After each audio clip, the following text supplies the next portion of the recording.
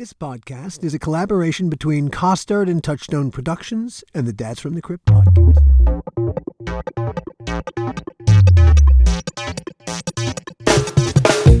Hello, everybody. This is the How Not to Make a Movie podcast. My name is Alan Katz. And I'm here with him, and I'm Gil Adler.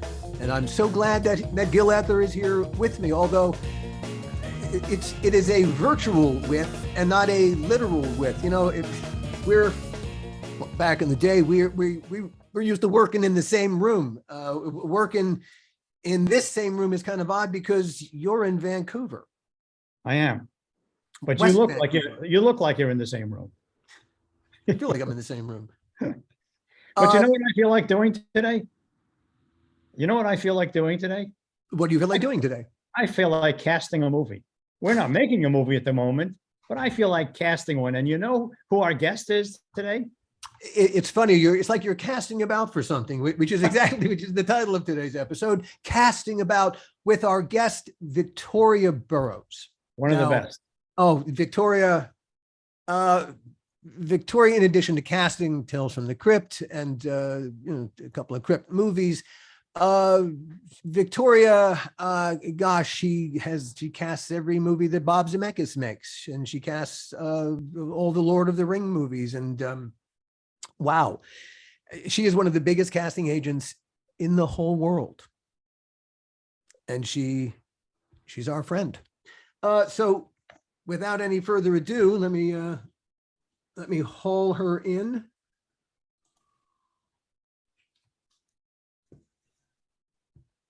Hey, voila! By the magic of all things, virtual, we now have Victoria in the room with us.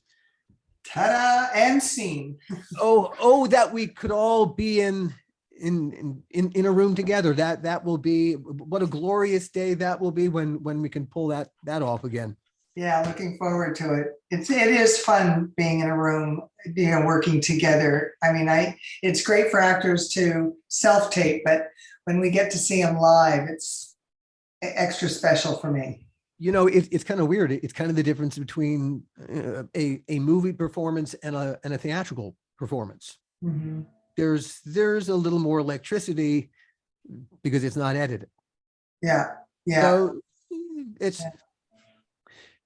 We will get to the intimacies of the casting process down the road, but we're leaping ahead of ourselves. First of all, how are you? Good. Good. Yeah. You're in Houston, right? Yes. And you like it down there? It's hot. And humid. I think that's the first thing everybody says. Yeah. It's bloody hot. Yeah. I'm back and forth, LA, Houston. So, but it's, spending time with family. A very important thing to do, as you get to a certain point down this path, one's values shift a little bit, like, yeah. And as we've learned from the pandemic, we can be anywhere and still do the work that we need to, and everybody's a plane right away, as is the actors, as the producers, as, when you put together a team, they all come in. Indeed. Very different than the way we did things before pandemic or 10, 20 years ago. Yeah. Now, just so that we create a frame of reference for you. Now you've been in casting really pretty much from the get-go. You've always been in casting, I think. But when you started out in life, you're from LA. Are you from? Yes, born and raised Malibuian. Wow. Wow. So you grew up at the beach? Yeah, I did. Never got a tan, but I did. Yep. And so, being a product of LA, how did you end up in casting to begin with? What dragged you? Was this a natural place to end up? Did you fall into it? Were you dragged into it, or what happened? Oh, so I got fired from every job I ever did because I didn't know what I wanted to be as I was growing up. What kind of jobs did you get fired from? Um, I worked at Orange Julius. I probably got fired from that. I worked at a movie theater. I think that's one I didn't get fired from in the concession. I worked for a film distribution company and got fired from that. I worked at the hotel down in accounts payable. I got fired from that. I worked at another accounts payable. Yeah, those kind of things. So then my mother, who's an astrologer, sat me down and she's like, let's talk about career, And she said middle management in the arts. And Middle management in the arts. Okay. yeah. And that's how she put it, because she didn't know the business. She's an astrologer. She was a mom, I don't want to go past this point too quickly. Your mom was an astrologer? Yes. A damn good one too. Wow. Yeah. I had no idea. But yeah, that kind of takes us on another thing, because she wanted to understand me as I was a rebel without a cause as a teenager. So, and she found astrology to help understand me and others, of course. Huh. So anyway, so she sat me down. That's very cool. So that was a means to an end to help help figure you out. Yeah, and I met a boy that was a writer, a starving writer, and we were living together. And so this is around the time that she was telling me, because I was like, how do I get in the arts? What are the arts? What part of the arts? And you're thinking all these things. Where in LA are you living in this time? Are you still? At this point, I'm living in West Hollywood. I was in West Hollywood. And with yet my boyfriend. You might as well be living on the moon, because strangely to get even from there into the magic castle, how do you crack it? How do you crack it? Yeah, it was, well, at that point you're looking at the Hollywood Reporter and the Variety, and that's how I cracked it. It was, I had nobody that I really knew, nobody in business, and the people that I was running into were all about sexual harassment and drugs, and so I was trying to manage my way through that, and so I was offered this. Well, I interviewed to be a writer's assistant with no skills at all. Needless to say, I found out. Don't be so sure the writers had any skills either. So yeah, it was Lonnie Elder, who wrote Sounder. Whoa, wow. That was the assistant, that was the writer that you were assisting? Yes, I was supposed to be his assistant, and take back what I said. Yeah, Ike Jones was a producer there at the offices. It was Stanley Jaffe's company. Wow. So your first showbiz job was working under the umbrella of Stanley Jaffe's company for the guy who wrote Sounder. Yeah, Lonnie had an office in the back. So the day before I was supposed to start the job, I was demoted to receptionist at the front desk of the company.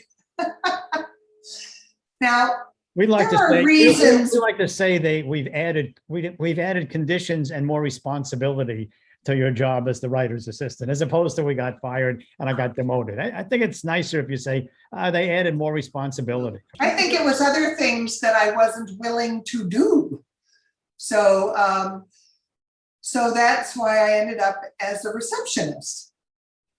So as I was a receptionist, I watched Mel Gibson and Reuben Cannon casting A Woman Called Moses with Cicely Tyson.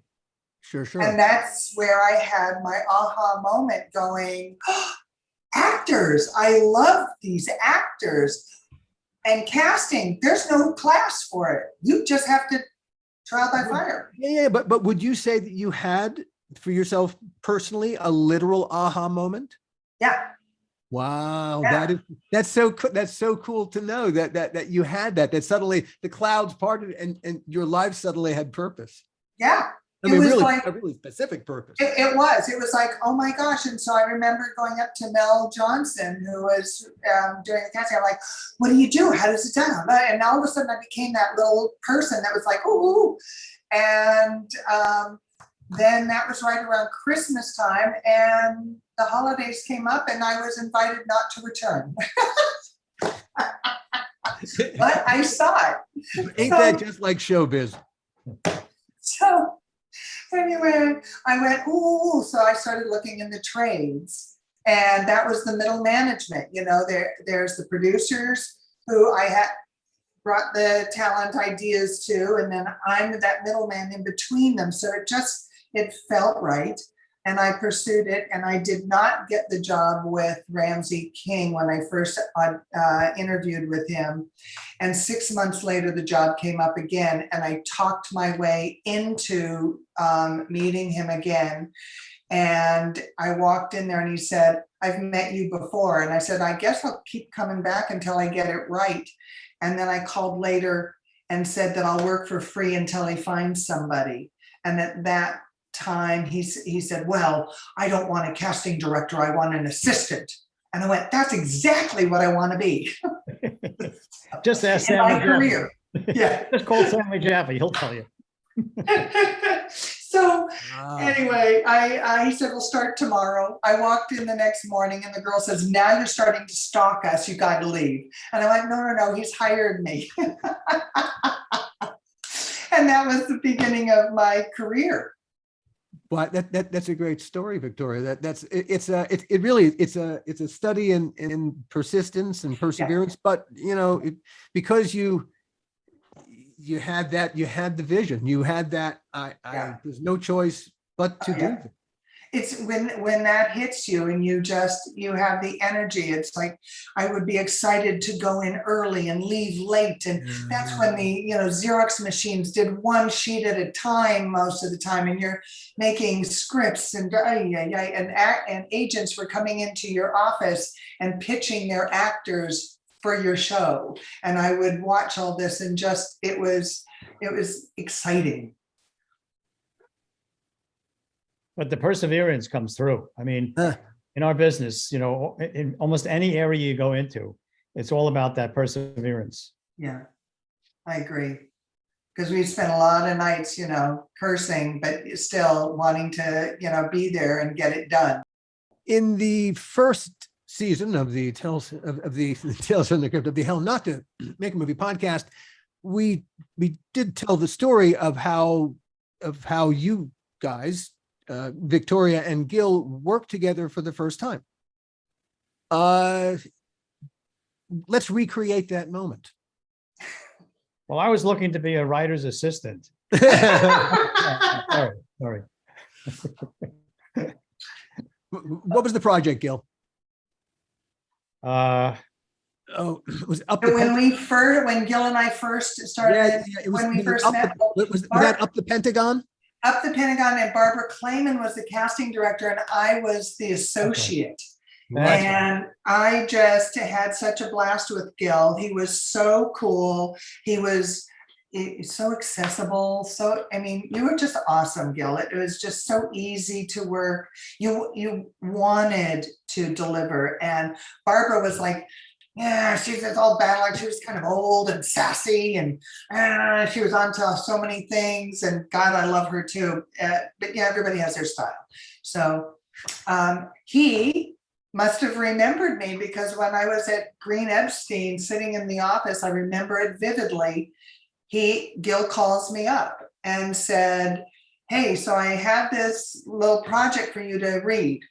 And right, Gil? Yeah. And I got it, and I was sent yellow. Yes, right. Just a little project. Just a little project. And just for those who, I'll bring the whole audience up to speed. Yellow was the last episode of season 3 of Tales from the Crypt. It was supposed to be the last episode ever of Tales from the Crypt, but in the middle of season 3, because suddenly it was popping again, HBO decided to keep Tales from the Crypt going, and instead of being the last episode, it was a celebratory episode, and so we invested more time in it. We recreated World War I out in Simi Valley Oh my because God, because yeah. Bob wanted to pay homage to one of the movies that he loved when he was in film school at USC, which was Stanley Kubrick's Paths to Glory, which is a World War I story starring Kirk Douglas. Yeah, and his son. Right. So the the trick was when Gil and I came aboard, that had actually, I think, was supposed to be a two-fisted tail Yes. originally. Yeah, I think it was supposed to be a two-fisted tail. And then because we weren't going to be going out the door, we were going to be hanging around. It was kind of the launch into next season with this big thing. And the problem was, Bob wanted Kirk Douglas for the part, but the script wasn't good. It wasn't adequate. And Bob knew he couldn't send it to Kirk Douglas's agent because it would never get past the agent. It wasn't good enough. And so he turned to us and he said, guys, we got to get Kirk Douglas. No pressure. No pressure. Just makes the script so that Kirk Douglas will like it enough to do it. Right. So then here's how the collaboration, really the film collaboration, works in such strange ways. All right, so we did our job and Bob felt like, okay, it's good enough. And so then he handed the script to you. So you were handed the script and the task of getting Kirk Douglas. Yes. Yeah, it was. Well, Gil, weren't you involved with talking to the agent also with this on Bob's behalf? Because it was such a highfalutin, get. Yeah, and Ken Kleinberg. Ken Kleinberg was Kirk's lawyer at the time, and I had dealt with Kirk and with Ken Kleinberg years earlier on a movie that I made with Brian De Palma, and so I kind of pretended like I knew him, even though I'm sure he said, "Who? Gil, what?" And we chatted a little bit about it, and then I think you sort of pushed and made sure that they reacted to it, and we pushed the way we could. And lo and behold, I think Kirk was interested in it, but there was an issue about his son being involved, wasn't there? Yes, he did want his son. Yeah, Eric. Yeah, he really wanted to do it with his son. Yeah. And I think Bob liked that idea because of the relationship and the characters of what we were telling, in the story we were telling. And so and it was a publicist's dream, from the point of view of a show that was going to keep it going. It just had all kinds of great PR angles to it. Yeah. Plus they had been estranged a little bit, and so it was something to do together, which I think was a positive for them, wasn't it? How was it on set, you guys? Oh, sometimes very tense. Sometimes okay. I mean, there were issues between the two of them, and they didn't hide them from us. But Eric was not a happy young man, and he had a groupie. Oh, he had a groupie. In between then and now, he has since committed suicide. So I'm incredibly sensitive to his struggles, and I don't say this so as to I'm not belittling the fact that he had a groupie at all. It was strange because he hadn't really done anything, and he had a groupie, and so they had this really odd relationship, Eric and his groupie, and it just made in order to get Kirk, we had to take Eric. And it was so, so these minor inconveniences, ultimately, it didn't make any difference. But at one point, I remember Eric, gosh, I think he changed one of his lines, and then I heard that he was approaching the Writers Guild looking for credit. Oh my gosh. That actually happened. And fortunately, having been through a few arbitrations, well, it doesn't work. It doesn't work quite that simply, friend, but okay, go and try, please. Yeah. Um, He was very polite, and nice with me the whole time, but I wasn't on set with you guys all the time to see all Oh, those nuances. he was a sweet kid, but you knew you were handling, it was You needed the gloves. dynamite. Yeah. And and- Yeah. but that is part of the nature of the beast that we inside the belly of which we all live. Yeah. And to his credit, he really did a good job. Oh, Yeah. yes. Oh, And hey, he was whether perfect. he was trying to prove it to his dad or prove it to us or prove it to himself, it really doesn't matter. He did a good job. Yeah. I'm going to put it this way. I think he was perfectly cast. Yeah. And really and truly he was very much that part. And it's actually quite perfect that we're talking about an actor and a part. All right. Let's go with this right here. Having cast a lot of actors, it's always been my feeling that I've never ever cast or wanted an actor to act. The last thing I want is an actor to walk in the room and act, Right. because, especially on camera, because that's what the camera will see. We'll see them acting. I just need them to be, be you. We're going to give you a name that's not yours and stick some words in your mouth that you might not have thought of to say, but you just do all the emotional part. Okay. Just do that as good as you can. And it's the actors who really have that facility with their own emotions. Yeah, that's just you be you. Now, that's my feeling. I heard a great quote that an actor had asked for some advice from someone, and the actor said, "Fill the costume." Like, I loved that. I was like, this is great. And then another actor said, "They pay me to wait. I act for free." I loved that saying too. That's probably closer to the mark. Really and truly. When I was when I was still young and thought I might act, I remember Robert De Niro was just getting started, and Gil has a great De Niro story, but for another time.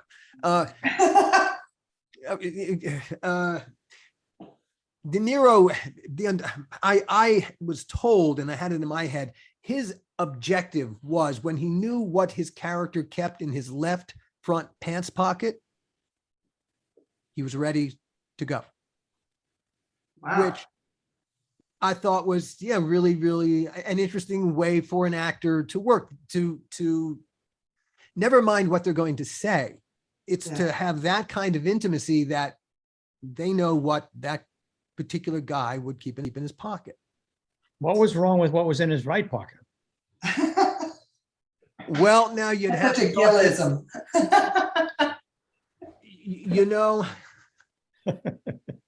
That's a I'll ask him. conversation. I'll ask him. You have to have that with him, man. Yeah. Now, after once you got the call to become Tales from the Crypt's casting diva,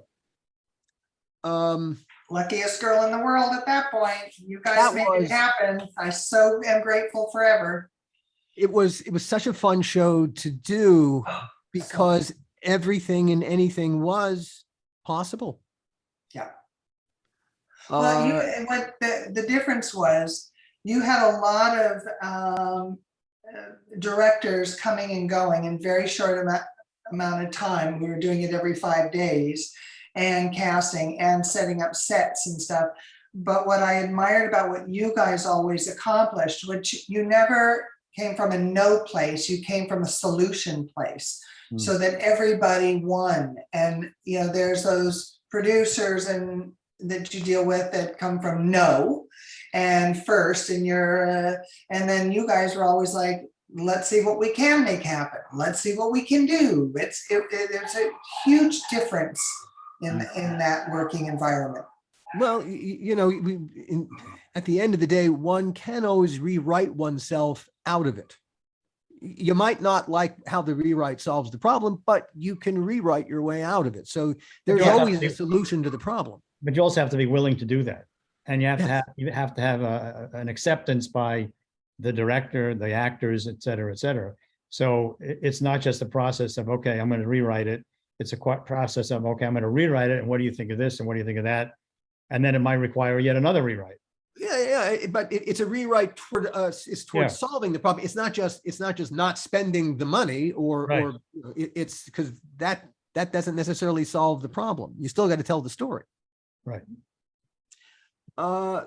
Having access to, well, and yeah, we were willing to go out to almost anybody as we started down the road, and we had cool directors that we could point to, and there were, gosh, the most interesting, maybe the hardest role that we had to cast was Death of Some Salesmen, was the part that Tim Curry ultimately Tim Curry, got. yeah. Now, you had worked with Tim Curry before on It. Yeah, Yeah, he plays the clown. yes. Whose idea was Tim Curry for It? Well, and that would be me.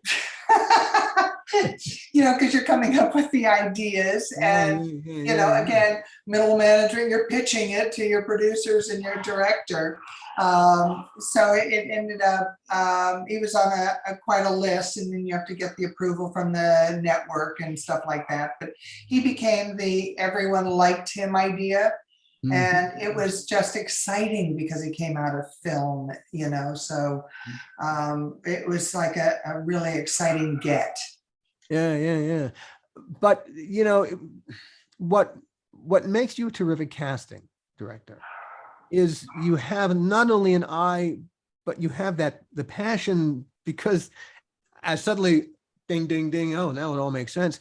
It bit you. You got it. Yeah. There were actors who, when we were doing Tales, who you pitched so hard. Viggo Mortensen, his name comes to mind, and man, you were the biggest fan of Viggo Mortensen. I think at that point he had just done the submarine movie with Sean Connery, Red something. Gosh, I'm not sure. Yeah, but it was a small part, and he did not have a huge body of work, but you saw something in Viggo Mortensen that I honestly think you saw Viggo before anyone else on the planet saw him, and all right, it probably helps a little bit that you cast Lord of the Rings. Yeah. So you could bring him to the director's attention, and hey, once you've made the suggestion, bring Viggo in, read Viggo, think about Viggo, then Viggo has to do all the rest of the heavy lifting. Well, at that point, he didn't, in Lord of the Rings, it was an offer. But what I did do was I brought him to the table for the remake of Vanishing Point. Sure. Which That's right. was done. And that was his first TV, starring in a movie. And so that was exciting. That was considered a big get at that point. And then Lord of the Rings was next, which was wonderful. But still, it's, for people not in the community of the filmmaking community, he was nobody. Right. He was literally, that was still, he's the guy, he's the king. Yeah. He's one of the main stories we're going to follow through episodes 1, 2, and 3. And if we don't like him, by the time we get to 3, there's gonna be empty theaters. Yeah. And so it is such an important piece of casting, and yes, you might have made an offer, but man, that was still a leap of faith on it was exciting. the money's part. Yeah, a huge leap of faith. He filled the costume. And I bet you he knew what he had in his left front pocket too. Nobody wants to talk about the right pocket. I don't get that. Yeah, well, there's probably a reason for that. So Vic, could you just talk a little bit about, I think people out there are really interested in, so how does a casting director relate to the various people, that they're working with, the producers, the directors, the studio executives, the network executives, and how does that all sort of fold together? And I think it sort of starts with you and I guess the director, but can you just give us a little bit of a rundown of how that usually works and what the pitfalls might be? Well, in a nutshell, it's making sure that we're realizing everyone's perception of what they want to happen in the movie or the project. Mhm. So I get your input. Alan may have his input. Let's say you have 3 or 4 producers and each one has a vision of the way they see the character as written. You've got the writer's vision, the director's vision, which should be first and foremost, everybody's agreed that the director's vision is why he's there, Sure. or she.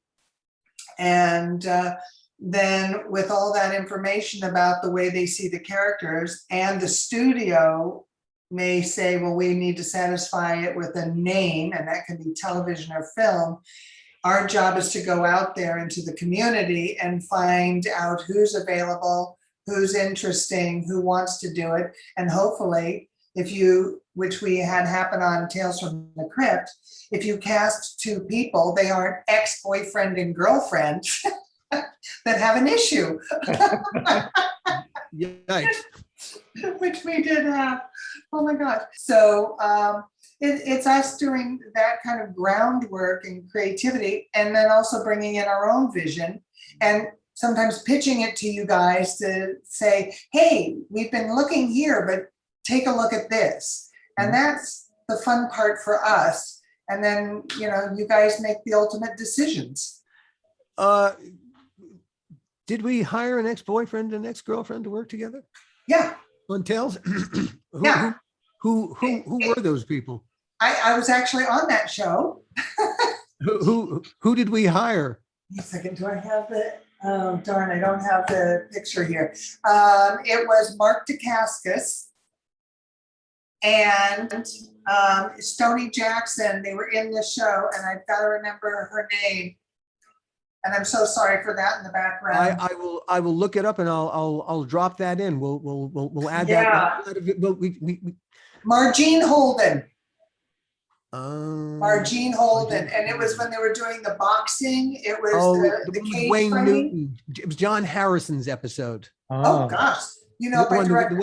Wayne Newton is Yes, he plays the announcer. Yeah. But yeah, he came in for a day. He was so excited to do the show. I remember that he flew himself in, didn't he? We did. I do recall that. Yes, He was like, "Yeah, I'm there. Well, how do we get you here? I'll fly in." Right. It's so And great. that's exactly how it went. Because when we said, how are you going to get here? He said, "Oh, don't worry about that. I'll fly in." Yeah. And I remember, I think, Alan, I went back to you and I said, I'm not sure I understand what he means by what this. do you mean? With his arms or He's going to give us a bill? I mean, he's going to fly himself in. So what does that mean? I just flew in from Las Vegas, and boy, are my arms tired. So that was where I had to do a little bit of management control and convince Mark Dacascos to do it, because he was very upset that she was cast, because it was not a good separation. So, but they were both professional. Who did we And cast first? Who would we cast first? Mark was cast first. And did we know that? All right. Did we know they were in a relationship? No. All right. So, Not that was until unlucky, wasn't it? Yeah, I think, I wouldn't have thought to put those two together. Of all the They both gin joints had and all the martial arts experience. So And because of our show, is it true that they got together in their happily married state? Happily ever after. yeah, but they were both professional and did a great job. If you were going to cast an actor to play you, Victoria, who would you cast? I I think you asked me this before. Who No, did well, I- it just occurred to me again. Well, all right. So who would you cast to play you? Hmm. Yeah. Did anyone come to mind? Who could anyone capture you? It's funny if, all right, if you asked me to an actor to play myself, it would be I can't think of anyone either. It's a hard question. All right, I withdraw the question. It is. No, you can't. Well, now in terms of thinking age and somebody that I do like as an actress, Sharon Stone might do a good job. Well, that's kind of interesting. All right, let me add to the question this way. All right, as you look around at your fellow casting agents, and it's not, if there's a name that's on the list, it's disrespectful, but who are the casting? Are there fellow casting agents who you think of as absolutely primo? Oh, I think April Webster is a terrific casting director. What makes April a great casting director from a casting director's point of view? She just digs in deep, So she's one of those that's very committed and artistic. I remember her casting Kevin Costner in his first movie, so we all have that kind of one, it's like I was part of the Johnny Depp casting in 21 Jump Street, and Ken Wall in, Wise Guy. And so there's those, and she has some of those too. So those iconic castings were on her credit list. Yeah, she's got that too. So who are the ones that you are absolutely proudest of, that you thought that's a Victoria Burrows casting? You mean actors that I'm proud to have cast? Yeah. A part where you saw it and you fought for it and you got it, and it was. Well, when we were recasting the part in 21 Jump Street, we had Charlie Stratton, Josh Brolin, and Johnny Depp, and albeit each one of them was terrific, but you just saw the Johnny Depp factor being it. He filled the costume the best at that time. So I went into the execs and said, he's a movie star.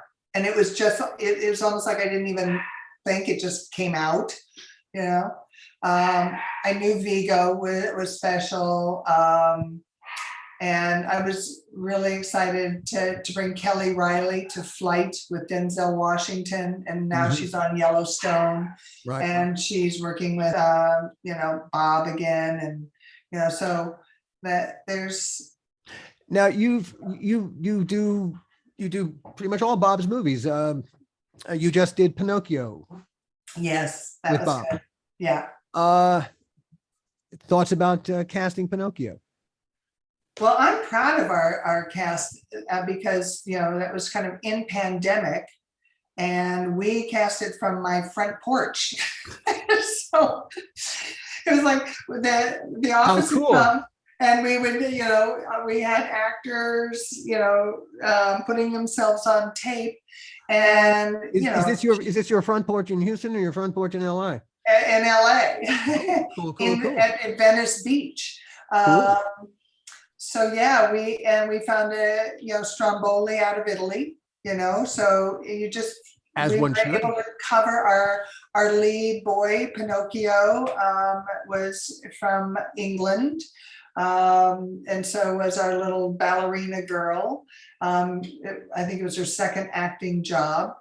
It was so much fun. It was a lot of work. I mean, we must have seen 300 and 400 videos, auditions on each role. Oh boy! Wow!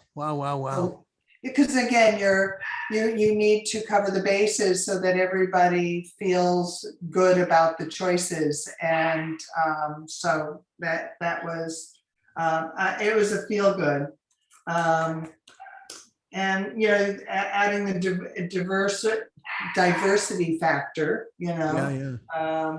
so and it was fun getting Joseph Gordon-Levitt to play the cricket, so he did a great job. We had done the walk with him, And then Cynthia Riva was a really good get for the Blue Fairy. That was a fun, creative choice. I have a word that I want to just drop on the table: softball. Mhm. Will there ever be another Victoria Burrows annual softball game?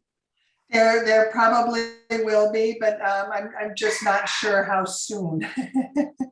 For Also for not sure those- what city it'll be in. That might be in Houston. No, it's going to be in LA. Are you kidding? I'll be there with you guys. Yeah, it was Victoria hosted for years and years and years a celebrity softball game in right across from Fox. Rancho Park. Right. Yeah. There was a birthday celebration, wasn't it? Yeah, Well, it became that, and you guys used to come to that. all right. Because that became, I know I had been to it for a while, but I know that it was huge. There would be like 500, 600 people there. I mean, massive. It was. It was word of mouth. We used to. Oh my We God, it was started a we huge started event. it to play. Yeah. But the names of the people, George Clooney. Yeah, there's Ron Perlman, Sharon Stone. It was just it went on and on and on, and then we turned it into a birthday thing with Jay Acavone and myself, and so Victoria's birthday softball game Yeah. was a Hollywood event. Hey, Victoria, it's just a fact of life. There's I found a blog post which we'll put up alongside the blog that accompanies this podcast, which we'll link to it. There's a whole broadcast, a whole blog post that someone did about attending the softball game. really, Yeah. I will send you that, and we will link to that here in the post. It's terrific. It's very complimentary, and it's just how much fun to be at this softball game where there's just this vibe and all these stars, and there are pictures too. I wonder if any smart young producer in those days went to the softball game in an attempt to cast his movie. well, that's where Ed and I were on a softball team together, which is how I met Ed. There you go. Which ended up getting Ed to you guys, right? Lucky for us. And so, but hey, it's such things that where it's all about relationships. Yes. And so this is how you form relationships and you bond with people. And if these are good, real bonds, hey, they persevere, strange enough. I wanted to get in your animal rescue. Star Paws Rescue. How can anyone listening to this podcast help? Well, with having Star Paws Rescue Foundation, I've been doing that for 20 years plus. Going on to the Facebook and our website, starpawsrescue.org, and they can make donations. It's really just to help us take care of the dogs, and or if they want to foster, they can let us know about fostering to take care of dogs in need, so that would be wonderful ways to help. And if it's not us, then just finding a rescue. Helping rescue in general is just a wonderful thing. Here. Absolutely here. Victoria, it has been so much fun to catch up with you. Thank you. You too. I just miss you guys so much. Well, all right, we'll just drop this here on the table. Gil and I are working on some stuff. And hey, if we get dragged back into this mess, you're going to get dragged back into this mess with us. I will be right there. That's a threat. But we're not saying anything else because we're No. Yeah. ways away. Yeah, you never know. You never know. Yeah. But still, you know what? We ain't done yet. Yeah, that's for all of us too. So, Although we ain't done yet, perversely, we are done with you the guys- podcast. Have you guys ever shared which episode was your favorite one? Was there one that stood out? Because I'd love to ask you both before we go, if we okay. have So time. now you're going to extend the podcast? Okay, let's And extend just the a wee podcast. bit. Well, no. But okay, if you're going to ask okay, which is the favorite episode? That one that was a favorite of yours. All right. Oh, Gil, go ahead. Oh, I liked a lot of them. I really liked a lot of them. Can't choose among your babies, can you? Yeah, it's really hard. I mean, they were so different because some of them were more violent and some of them more frightening. Some were more romantic. Some were more comedy. So I don't think I can really say which is my favorite. I really like them all. And when we were making them, of course, when you're making them, the one, we were making 5 of them at a time. So we were shooting only 1 at a time, but 2 were in prep and 2 were in post. Yeah. So that, you're in this quagmire where it's almost like you're on a wheel that it just keeps going, and every 5 days another one comes off the assembly line and we're on to the next. So while you're making them, it's very intense, and I never really thought about like which one is my favorite.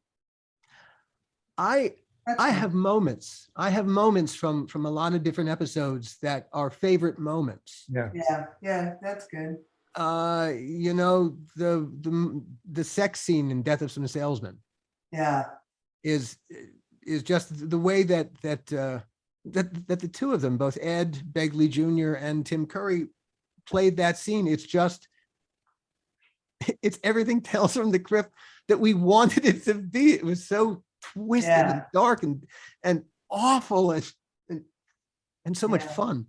Oh yeah, I wish there was a way that we could all do some more tales. I know, but, well, we're working on it. It was magic. Even being in Chatsworth next to the porn studios. Right.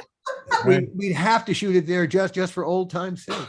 I remember actors used to come in and they would come to my office and they'd say, well, you told us the address, but that's not really the address, because you share it with this other stage. And we went over there first and we walked into a stage, everyone was naked. Oh my gosh. And I would say, oh, well, Those are the days. if you feel the urge, just, it's okay. We're only next door. Well, I thank you guys for having me join you in this adventure. It's been great. It has been, and it ain't over yet. That's the best part of it. There's still, that's the cool things about a good story. It twists and turns in unexpected ways. Yeah. And with that in mind, thank you for joining us, everybody, and we'll twist and turn next time with you. Thanks, Vic. Thank you, guys. Okay, big hug. The How Not to Make a Movie podcast is executive produced by me, Alan Katz, by Gil Adler, and by Jason Stein. Our artwork was done by the amazing Jody Webster, and Jason Jody, along with Mando, are all the hosts of the fun and informative Dads from the Crypt podcast. Follow them for what my old pal the Crypt Keeper would have called terrific Crypt content.